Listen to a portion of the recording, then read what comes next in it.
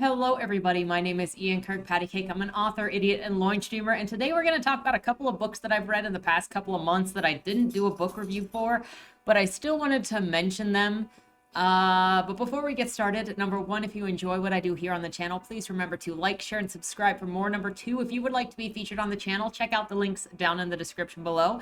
The number one way to be featured here is through Lemoy, which is the monthly prompt writing contest where I give you a prompt, you write a story and submit it using the prompt, and then the first Monday video of the month is basking in the greatness of the entries that we read. The second way to be featured here is if you're an indie author and you have a book out or you have a book coming out, then you can submit it, the first chapter and the cover page, the cover, to be read here on the channel to hopefully help other readers find your work. The third thing is if you would like to check out any of my books, they're also linked down in the description below. You can get them anywhere you like books, including the library. I hope you check them out, maybe enjoy them. That would be an added bonus. And I think that's it. So I've been thinking, because when I do book reviews, they're pretty extensive and they're pretty detailed, and part of it is just like going through the book, kind of like some of the movie reviewers that I watch, where I don't ever plan to watch the movie, but I want to they're entertaining, so I watch the dude talking about the movies.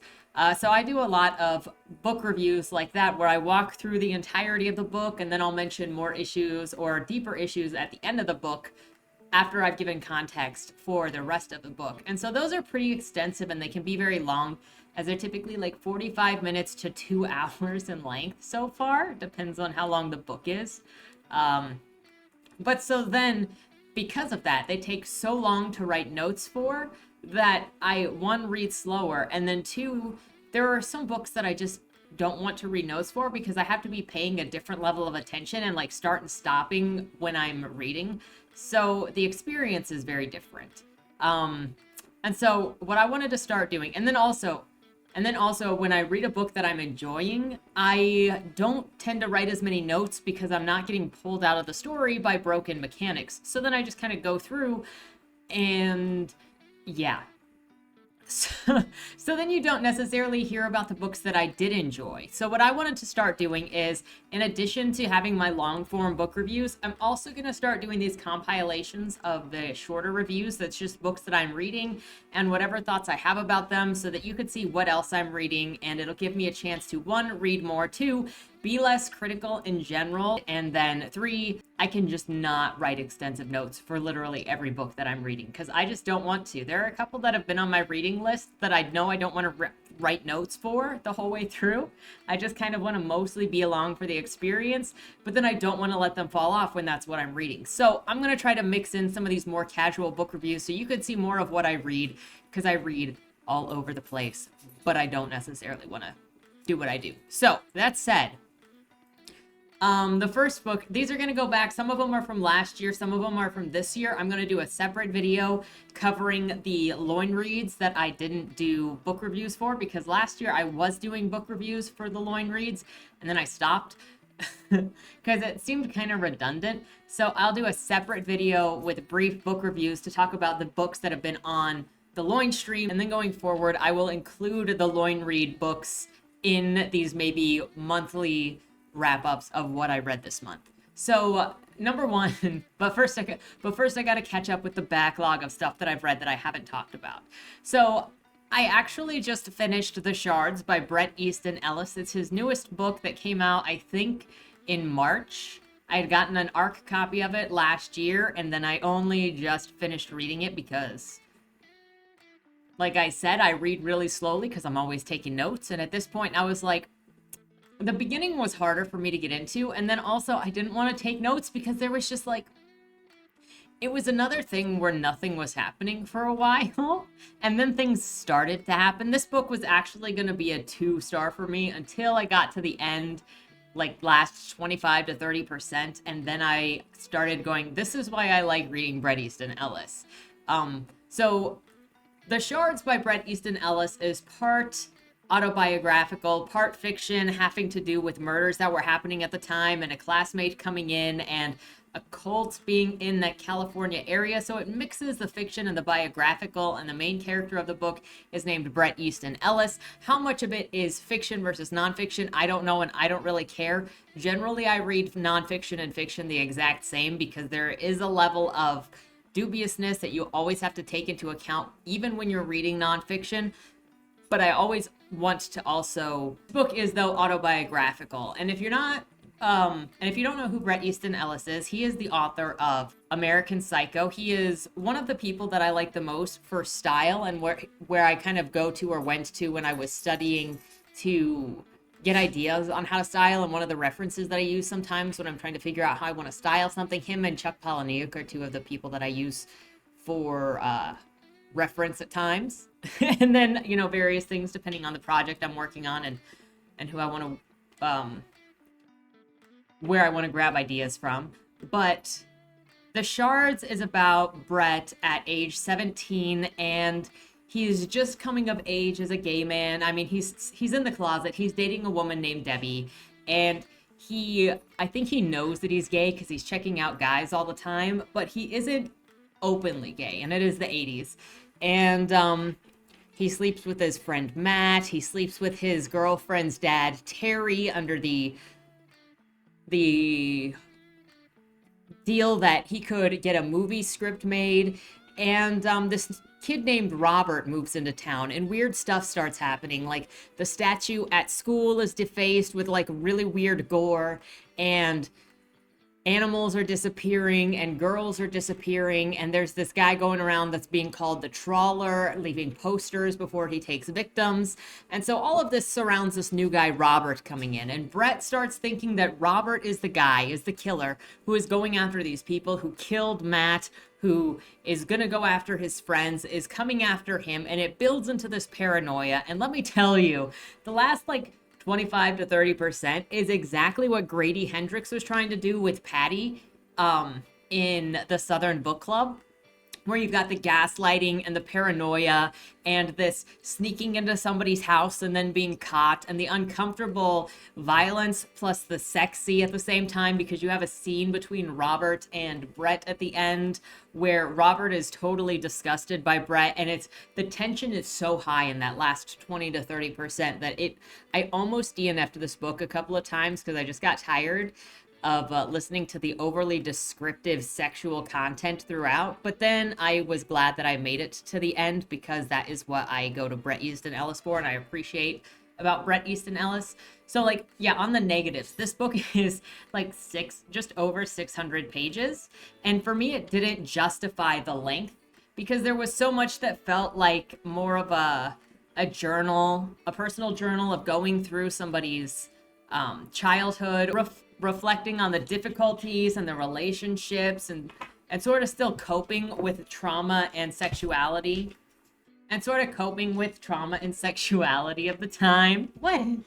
But then Bret Easton Ellis also has this belief that if you're going to write sex, then you better write it with the most detail possible, like all of the gross details, don't leave anything out. And so you get a lot of what feels like a 17-year-old, especially a gay 17-year-old male, sexualizing and making references to sex, and going, I'm going to go home and jack one off, and as soon as I came, and get into all of the details that are just so casual and would be inserted into random paragraphs, or they would go on for a very long time because he inserts all of the things. It felt like some of it could have been cut out because it slowed down the pace of the story, and then it was just I get that this is your style, but we're so distracted from the story right now. That's the interesting part. So that almost made me actually leave the story behind, but I like Bret Easton Ellis, so I wanted to push through. I wanted to finish the story, and I'm glad that I did, because it picks up into what I love about Bret Easton Ellis at the end of the book, in the last, one quarter, the last 100 pages especially. He is very grotesque in his descriptions of gore and violence, but you do have to wait out for those to come up. There's a dead horse scene. There's what happened to Matt. There's the statue. I'm pretty sure one of the other women that was kidnapped was also heavily debauchered. But if that is what you're into, if you're into Bret Easton Ellis and you've got the patience to go through that, then I would recommend it. To watch the mastery of the gaslighting and the unreliable narrator. And there's still, even when the first part of the book is slow, there's still a mastery in how he's building the relationships between these characters throughout the beginning first 2/3 for how it contributes to his lack of reliability later in the story as things heat up. The next book that I want to mention I read, which I also just finished about a week ago, is Tokyo Vice by Jake Adelstein. It is a nonfiction novel about an American journalist who got a job with the one of the Tokyo newspapers and started following the crime beat of the Yakuza back in the 1990s and the 2000s. He was following the Gotokai. The Gotokai. I should have wrote notes about this. But he started following around specifically, or got involved with specifically, following one of the bigger crime bosses in Japan as he came to America, seemingly bribed his way into America so that he could get organ transplants, skip over the list when he was actually supposed to be on a do not allow in the United States list. It seemed like there was some shady dealings with the FBI going on, and you learn a lot about the underbelly of Japan in the 90s and the 2000s. So if you're interested in that, I highly recommend that book. It's a really fun and interesting read. I usually have a lot of good luck when it comes to nonfiction because I generally only read nonfiction in areas in which I'm interested. There are going to be 2 more nonfiction books on this list. The next thing that I read was The Master and the Marionette by Brandy Elise Zecker, and that is the second novel in the Pawn and the Puppet. I think it's a trilogy. Why did I read that? I don't even remember. I think I read that back in January or February. And I think the chat on the Discord really just wanted to see it. Because in case you didn't know, in case you're not part of the Discord, usually when I'm reading a book, I will share blurbs of the book and I'll say like what I'm reading. So if anybody wants to read it with me, they can.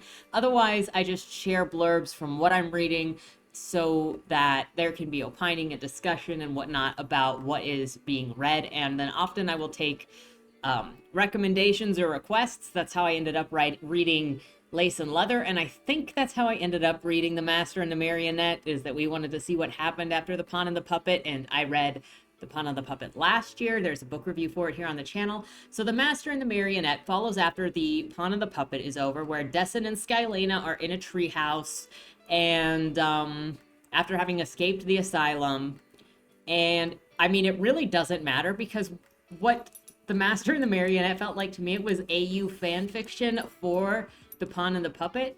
So you immediately get introduced to Grayson, who is the sexual personality of Dessen. In case you didn't know, Dessen has a version of multiple personality disorders because of all of the trauma that he went through. He's compartmentalized his personality. And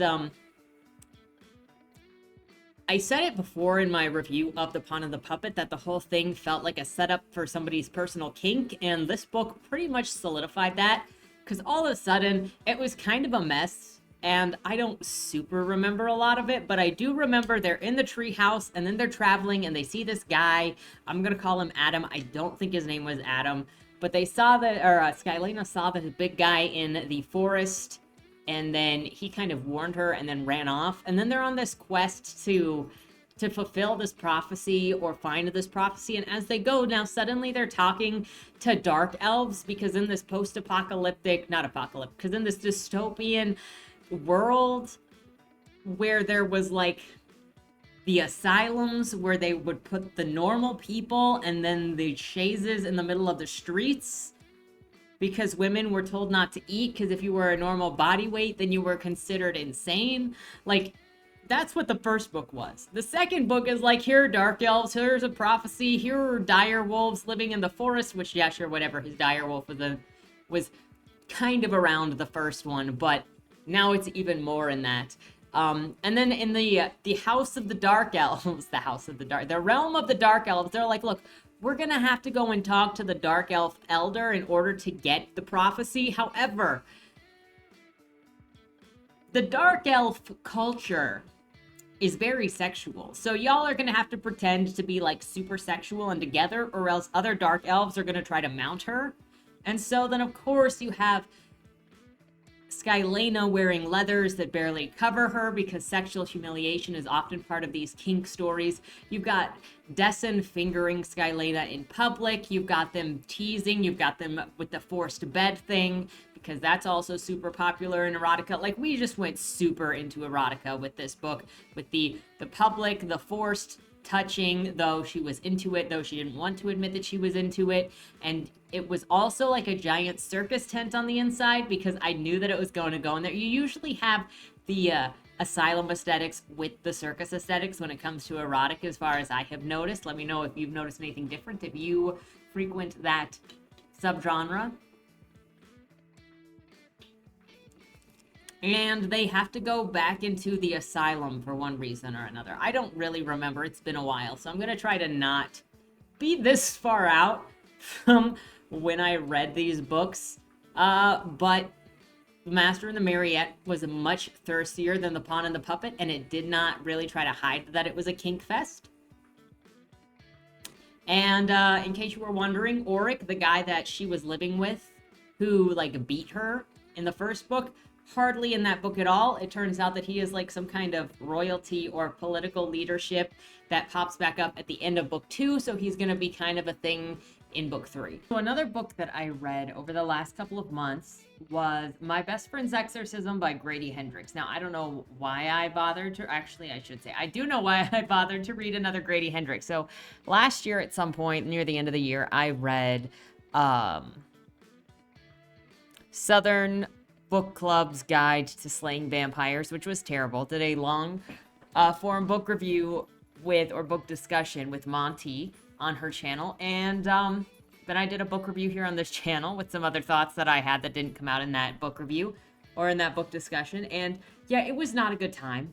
And the reason that I read My Best Friend's Exorcism is because at the time when Monty got the book club book, she also got the My Best Friend's Exorcism because Grady Hendrix has pretty good covers. That cover specifically is great. And so the cover won her over. So she already had it. So I was like, okay, let's read this book. Well, she gave up. I kept reading because I like to torture myself. And that's how that ended. I did not commit a whole lot of My Best Friend's Exorcism to my mind because it was not an enjoyable experience. It jump cut. It did it the same sort of thing that Southern Book Club did, which is it looked like a movie script sold as a book. Like, it kept doing the short scenes. It kept doing the skipping stuff that was important to building character. It looked like it was made for TV, to be sold as a TV script. And if you've been around this channel, you'll know that I hate that kind of storytelling, where obviously the author looks to me like they don't respect the medium of book. Looking at you, Jesse Andrews, looking at you, Grady Hendrix, but also Grady's penchant for disliking women also came through in that book, or at least his mommy issues. I shouldn't say disliking women, I should say mommy issues, because we had girl drinking piss, which you know, piss motif comes in with girls in the other book. I also have read Horror Store, but that was years ago, and I don't remember much of anything about it at this point.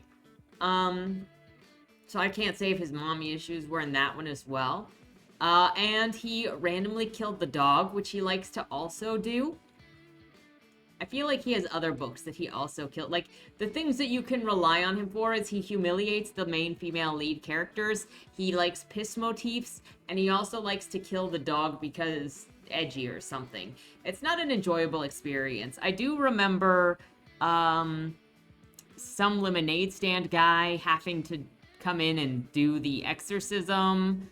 And then also the very ending of the book. So, oh my gosh, this takes me back to Paul Tremblay's book, Head Full of Ghosts, where at the end of it, he had an essay about what real horror was and conservative horror versus progressive horror, which is dumb to begin with. This idea of splitting genres into freaking political jargon garbo.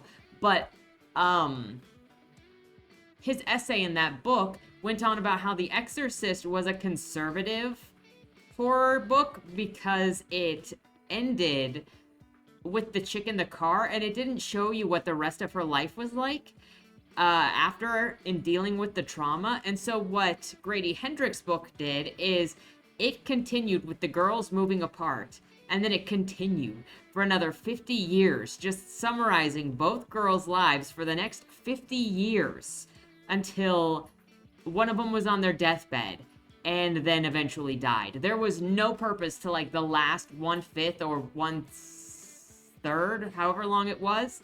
That was literally just time skipping through the remainder of their life. There was no drama, there was no tension, there was no anything. It was just like, and now we're going to live out the rest of their lives, because you have to see how the rest of their lives go, apparently, in order to see how this childhood, I don't know, how this event in their teenagedom affected them for the rest of their lives. Look, if you end the story at the end of the arc of what happened in the main plot, then that is the end. It doesn't mean that bad things didn't happen, which is what the argument was in Tremblay's essay, which was if you end a story like The Exorcist with a car and you don't play through the next 60 years of somebody's life to show what the rest of everything is, then you're just taking the easy way out, and it's conservative because you're not showing that there's trauma and you're pretending that everything is fine. You're not pretending everything is fine. You're just assuming that that is the end of the dramatic arc of that specific story. It starts with the possession and ends when the possession is over. You're at the denouement.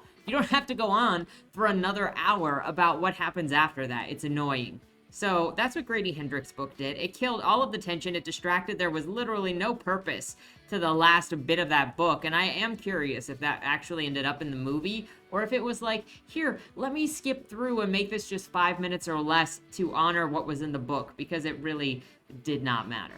The next book that I read, or another book that I read last year, was Stiff, The Curious Lives of Human Cadavers by Mary Roach, which was a super interesting read. It was a nonfiction book about the different ways that society has used and also still uses corpses for science or sometimes arts, and has also used it for medicinal purposes, like medicinal cannibalism, which I want to read you some passages from that chapter because it is very interesting. But also, if you ever wondered, like, are doctors just licensed mad scientists? The answer is yes. Yes, they are. So let's go into this really quick. In Arabia, there are men 70 to 80 years old who are willing to give their bodies to save others. The subject does not eat, and he only bathes and partakes of honey. After a month, he only excretes honey. The urine and feces are entirely honey, and death follows. His fellow men place him in a stone coffin full of honey in which he macerates. The date is put upon the coffin, given the year and month. After 100 years, the seals are removed. A confection is formed, which is used for the treatment of broken and wounded limbs. A small amount taken internally will immediately cure the complaint. The above recipe appears in the Chinese Mater Medica, a 1597 compendium of medical plants and animals compiled by the great naturalist Li Shihen. Li is careful to point out that he does not know for certain whether the mellified man story is true. This is less comforting than it sounds, for it means that when Li Shichen does not make a point of questioning the veracity of Materia Medica entry, he feels certain that it is true. This tells us that the following were most certainly used as medicine in 16th century China: human dandruff, best taken from a fat man; human knee dirt; human earwax; human perspiration; old drum skin, ashed and applied to the penis for difficult urination; the juice wheezed out of a pig's feces; and dirt from the proximal end of a donkey's tail. Mummy elixir was a rather striking example of the cure being worse than the complaint. Though it was prescribed for conditions ranging from palsy to vertigo, by far its most common use was for the treatment for contusions and preventing coagulation of blood. People were swallowing decayed human cadavers for the treatment of bruises. 17th century druggist Johann Becker, quoted in Wuton, maintained that it was very beneficial for fluctuancy, which, if he meant as a costive agent, I do not doubt. Other examples of human source pharmaceuticals surely causing more distress than they relieved include strychnine, stripes of cadaver skin tied around the calves to prevent cramping, old liquefied placenta to quieten a patient whose hair stands out without cause. I'm quoting Li Shen on this one and the next. Clear liquid feces for worms. The smell will induce insects to crawl out of any body orifice and relieve irritation. Fresh blood injections into the face for eczema, popular in France at the time of Thomson was writing. Gallstones for hiccups, tartar of human teeth for wasp bites, tincture of human navel for sore throats, and the spittle of a woman applied to the eyes for ophthalmia. The ancient Romans, Jews, and Chinese were all saliva enthusiasts, though, as far as I can tell, you can't use your own. Treatment would specify the type of spittle required. Woman spittle, newborn man-child spittle, even imperial saliva, Roman emperors apparently contributing to the community's spittoon for the welfare of the people. Most physicians delivered the substance by eyedropper or prescribed it as a sort of tincture, although in Li Shen's day, for cases of nightmares due to attack by devils, the unfortunate sufferer was treated by quietly spitting into the face. Even in cases of serious illness, the patient was sometimes better off ignoring the doctor's prescription. According to the Chinese Materia Medica, diabetics were to be treated with a cupful of urine from a public latrine. Anticipating resistance, the text instructed that the heinous drink be given secretly. So, like, if you ever needed a reason to question doctors, just know that you are an experiment, and some things, like, if you're diabetic, get public latrine urine, like, that just sounds like somebody hates you for your medical, and yeah. So, somehow prove to me that doctors are not mad scientists. And some of the other things covered in this include, like, crash dummies, and one of the difficult things in that specifically is she talks about how you can use crash dummies, like plastic ones, for beginning tests, but you want actual human body because you can't test actual circumstances with a dummy because the dummy is not the same density as a human, right? And so then one of the more difficult things to test cars for is for crash test dummies that are children, because if you want to use a child cadaver, you have to go to a funeral where the child is still where the passing is still fresh, and ask the family for permission to use their child for a crash test dummy, and that is a very difficult thing to get approval for obvious reasons.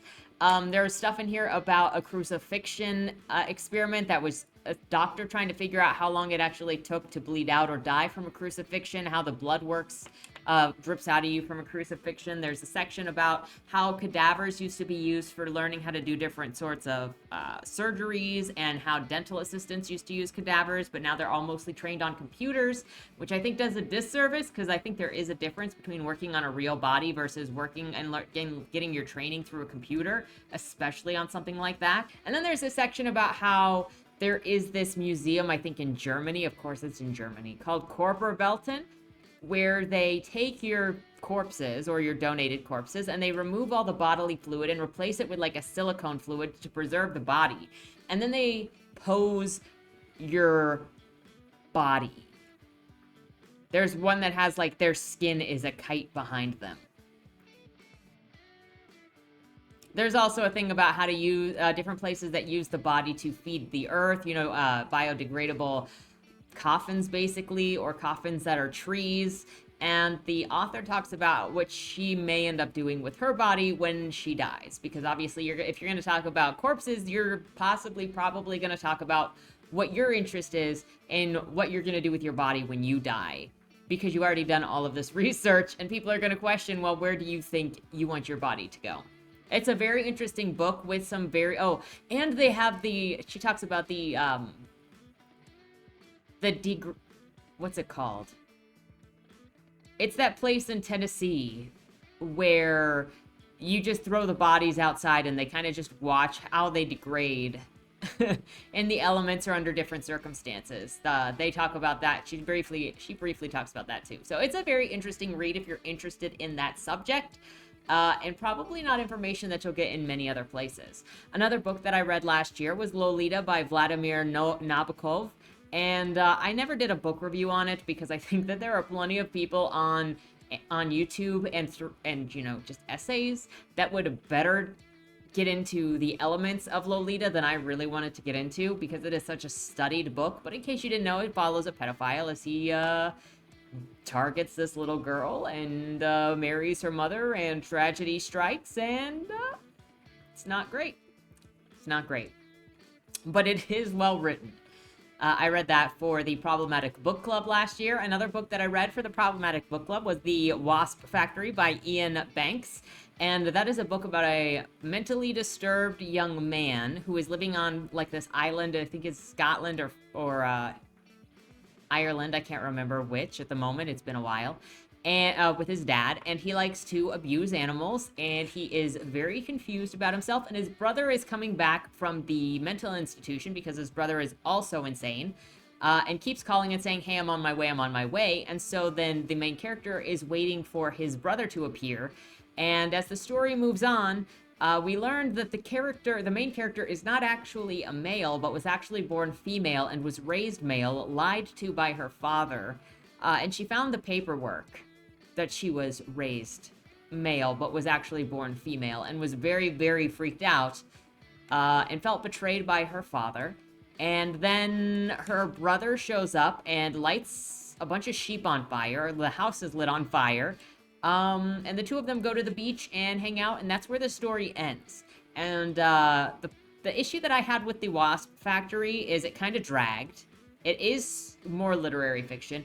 But I think the strongest moment is something that we didn't get to see in the book. It would have been, we were anticipating this reunion of the main character and her brother all the way at the end of the book, and we didn't get to see it. We didn't get to see the conflict. We didn't get to see the main character ask the brother, hey, did you know that dad was lying to me all this time? Did you know that I was actually born a female?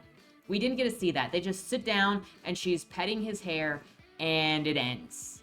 And unfortunately, I think that's where one of the most powerful scenes of the book would have been, and to feel fulfilled by the book, but instead it ends before giving the reader what the reader has been waiting for all of this time, and instead you get pages of insanity mixed with animal abuse.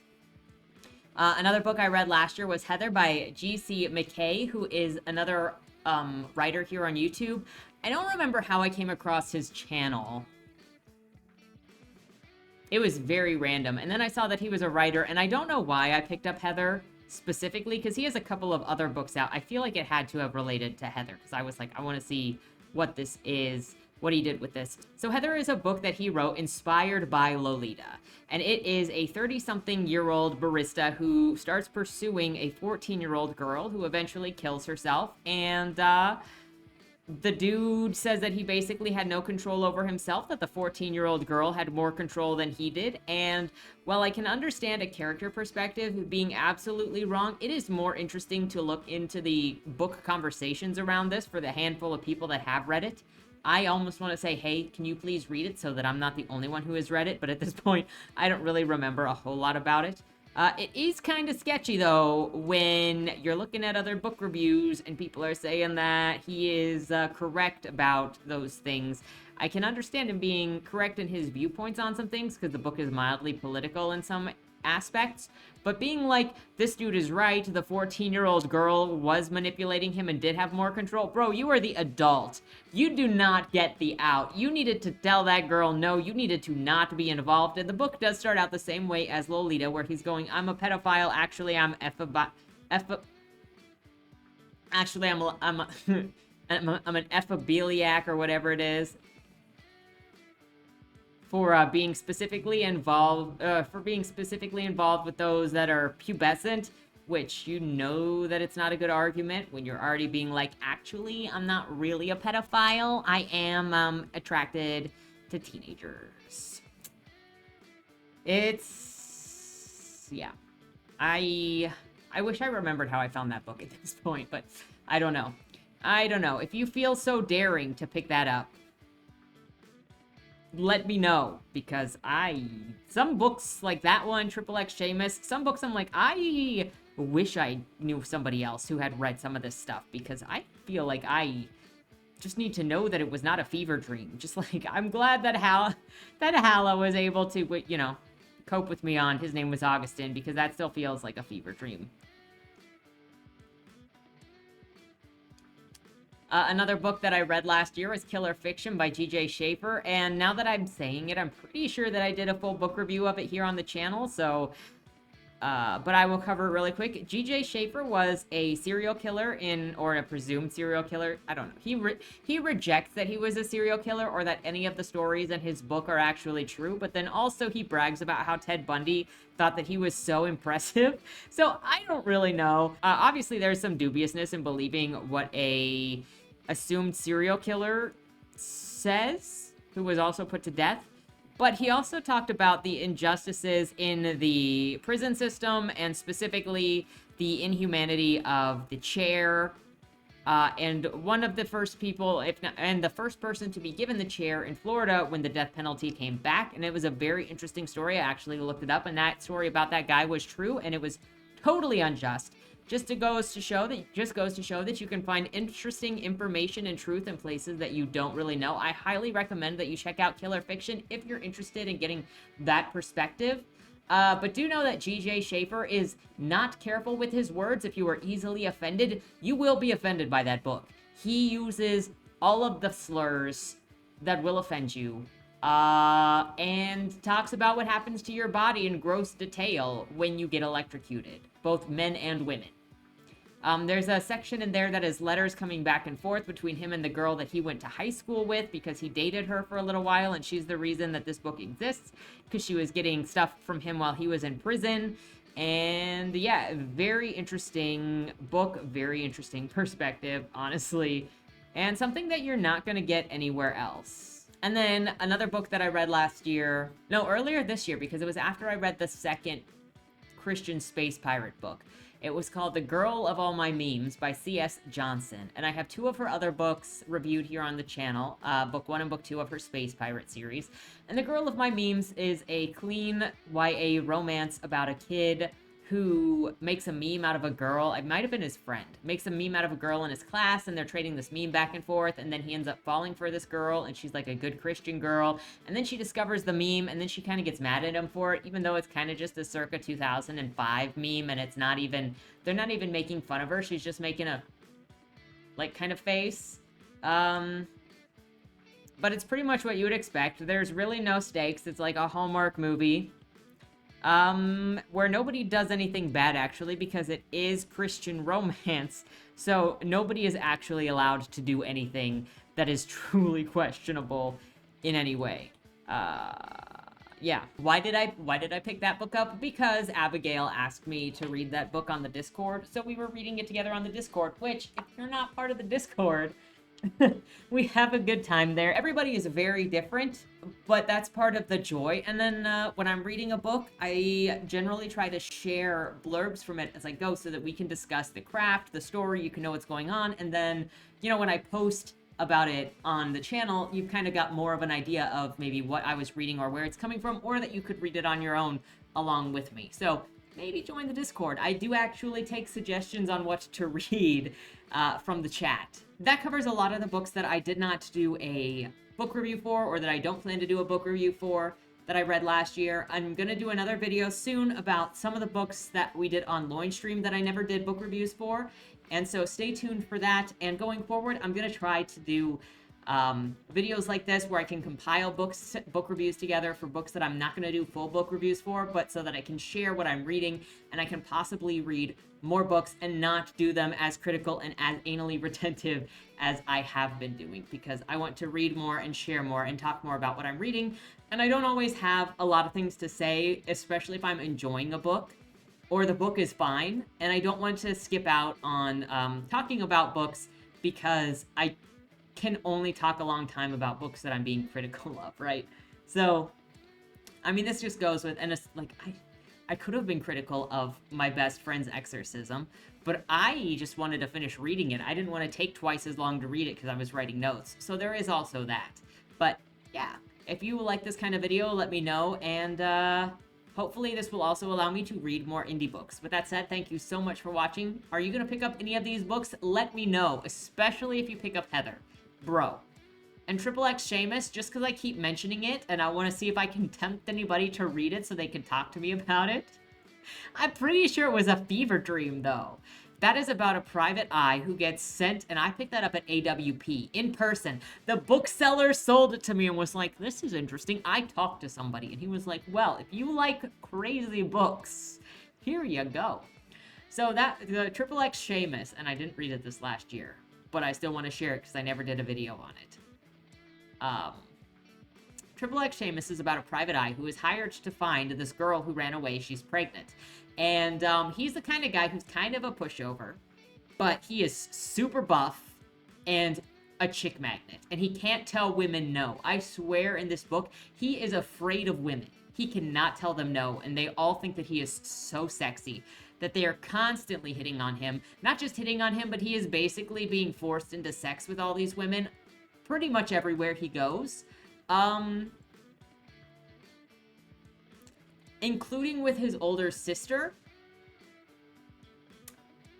He tracks down this pregnant chick to like a porn set where he gets raped on the porn set. He uses cooking oil as lubricant with this other chick. There's this guy, he gets so sick of being abused by his sister that he hires like this guy from what would basically be Craigslist or, you know, the dark web to get rid of his sister. And this guy is like, bro, your sister is so hot. I know that you hired me to kill her, but she is so hot that I'm just going to cut her arms and legs off and her tongue out and then make her basically a living sex doll so I can abuse her for the rest of her life. And the main character is like, you know, I hate my sister, but I don't hate my sister that much. So he ends up killing that guy. I feel like there is something to do with feeding somebody to an alligator, but I don't remember at this point. It's a lot. You think that it can't go further, and it goes further. And then his secretary, who is like the only person that he trusts and somebody that he's in love with, runs away. And that's where the book ends. So that's Triple X Seamus. Anyway, yeah, let me know if you read any of these books, or have you read any of these books, and what did you think? With that said, thank you so much for watching. Have a great weekend, and don't die. Was that Wayland Cross in the trunk? Do you know, or is that something that's still being figured out? The person in the trunk was not Wayland Cross. Is he in trouble? We don't know who did it, but as the owner of the car, the longer he's missing, the worse it looks for him. Cross isn't a killer. For the last couple of years, the average number of murders in Baltimore has been over 300, and it's been going up. Mind you, that's only whatever the badges count as official murder, and believe me, there are people that don't count when they die. Wayland? If you're down here, tell me.